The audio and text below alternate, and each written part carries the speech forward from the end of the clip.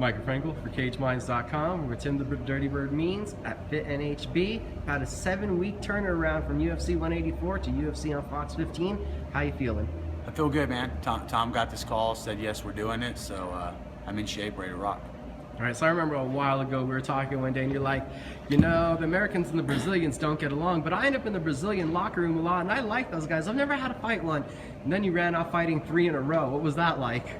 You know, they like to fight, you know, so I got some cool matchups, the guys that wanted to come and knuckle the fight out, and it's fighting, man. Those are the fights I'm looking for. I'm not looking to get the guys that want to hang on to my leg and bear hug for the 15 minutes, but with that being said, we've been working on those positions too, so I just feel really good going into this. John Judy, Tom Vaughn, Arlene,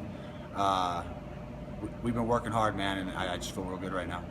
This is going to be your 7th fight now at welterweight, I believe. So how much do you feel acclimated now to 170 pounds to the weight class? 55 sucks, you know, no calories hardly, you know, just brutal, trying to be mentally tough in that weight class and it becoming a burden. 170, what can I say about 170? I got some insulation on my belly and a little bit on my arms and stuff, and I just feel good, man. More calories, more carbs, more proteins, more water. Everything's good. Life's good, you know. So just got my performance bonus in the check from my last fight. Now we're going to the next fight next week, getting paid again. So I'm happy, man. I'm happy. Right, you left something out in there though. You didn't tell us about the strength that you've been able to add. That Dwayne Davis, what have you been doing to you?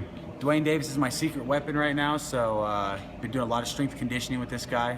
A lot of weird lunges and pulling sleds and bands and all kinds of weird crap, but it's been working, man. I feel better, my muscles feel better, my recovery feels better. The only thing I need to start doing is getting back in that swimming pool, but right now didn't have a whole lot of time to really get a lot of things going for this fight, but I just kind of flowed from the last fight into this and just got my cardio. George Sullivan, most of his wins by knockout, heavy-handed guy, so up your alley. He's going to want to trade. What do you think about the matchup? He'll trade. He'll throw big overhands and big shots for a few minutes. You know, that'll fade. I'll find body shots and I'll find his head. I'll get this win. So how much do you like this contrast of styles? He's coming out looking for one-punch knockout. We've seen you do that before, but you're that accumulation, that really putting the pace on a guy. The pace is everything. You know, I find when I'm trying to hit guys hard with big shots, I usually tend to miss. So, you know, I want to just touch you. It's like popcorn in a microwave. Each little pop is going to get your dish right, you know. So I'm going to apply the cardio, watch for his big shots, and just be super aggressive and try to make him super uncomfortable. He doesn't do good going backwards at all, and that's where I want to put him. Pete Spratt found out how dangerous your elbows are, and then the rest of the world got to see it against Dheigo Lima. So how much have people been talking about those elbows now? Like, wow, look at that demonstration you did in the short range. Well, I went from a scrub to people are saying I was a contender. So, you know, when you're winning, people talk about you. When you lose, you suck. So I've learned more from my losses and just trying to get in here and work the things I'm good at, drilling with Tom Vaughn and just flowing. No really hard sparring, just a little bit of that. But just working on the tools I'm good at, my knees, my elbows, I can box inside, get long, use my reach, but ultimately creating those scrambles and using my tools that work good for me, and Pete Spratt was the first one that got to get put on the end of that, the elbow thing. So I thought didn't come in for it in a Muay Thai fight, learned I had elbows in that fight, and it was just a matter of bringing them out more and more, and I'm starting to get more and more comfortable. Where does the win in this fight put you? I have 2 more fights left on the contract, so you know, hopefully they keep putting me in the fights that have these bonus checks, the ability to get involved in those fights to get those checks. So right now styles make matchups, and I'm looking to make as much of a profit as I can before my time comes to an end. So right now it's about coaching the fit teens here at the gym, you know, and then just being in practice, being here at Fit, and just staying humble and remembering where I was at and where I came from. At lightweight, you had a lot of wrestlers to deal with. Now at welterweight, you've been getting these striking, fan-favorable matchups. What kind of dinner did you take Joe Silva out to get these matchups? Joe Silva, he was just being cool to me since the beginning. I'd show up and I'd show mental toughness, and I would try to do my job and make the weight. Me and Masvidal were supposed to be a barn burner. Masvidal decided to wrestle, which I didn't think he had none. So it was that fight, and the next fight after that showed that I can't run on fumes and train at the highest or compete at the highest level. So those fights showed me that guys aren't going to want to just stand in front of me and throw blows. Guys are better than that. They're smarter than that. You got to mix the fight up, and it just shows what I need to work on and what I've had to do to prepare to this point. And I've had great coaching staff, like I said, Tom and Arlene Vaughn at Fit and HB.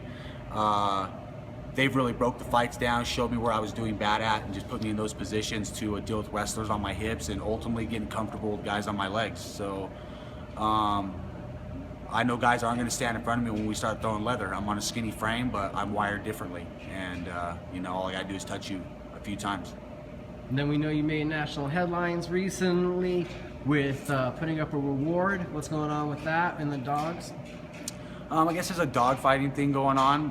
I was more concerned with the people that are going around stealing people's buddies, you know. I say buddies when these animals are people's families. It's some kid's friend, you know, and you're just kind of showing up and you're stealing their stuff and just ruining people's days, you know. So the dog fighting thing is a terrible thing too. The bait dogs, that's not cool.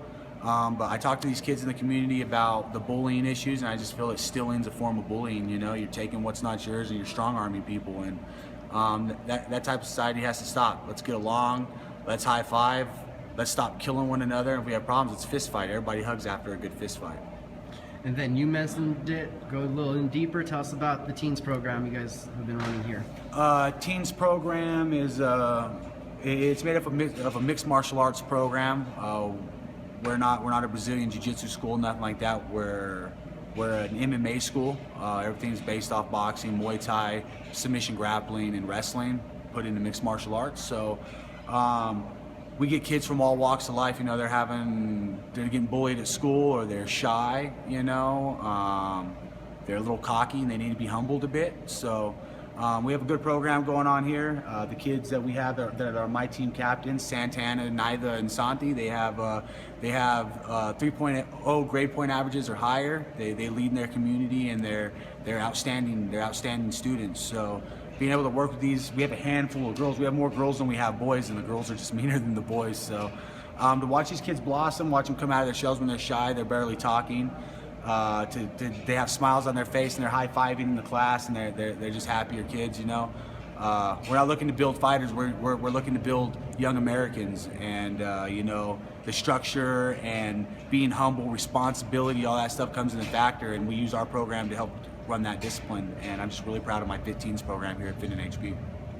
And then, who do you need to shout out to and thank as we're heading into the fight? Yeah, TKO Vapor, Damage Control, Mouth Guards, Hayabusa, Trent Cotney Paralegal, Fit and HB, my team here at the gym, you know, here at Fit, and the Wild Bunch, the Wolf Pack with the boxing club here at Fit, all my coaches, Tom and Arlene Vaughn, and John Judy, my fiance Brenda, my family, man, and Micah for doing this interview.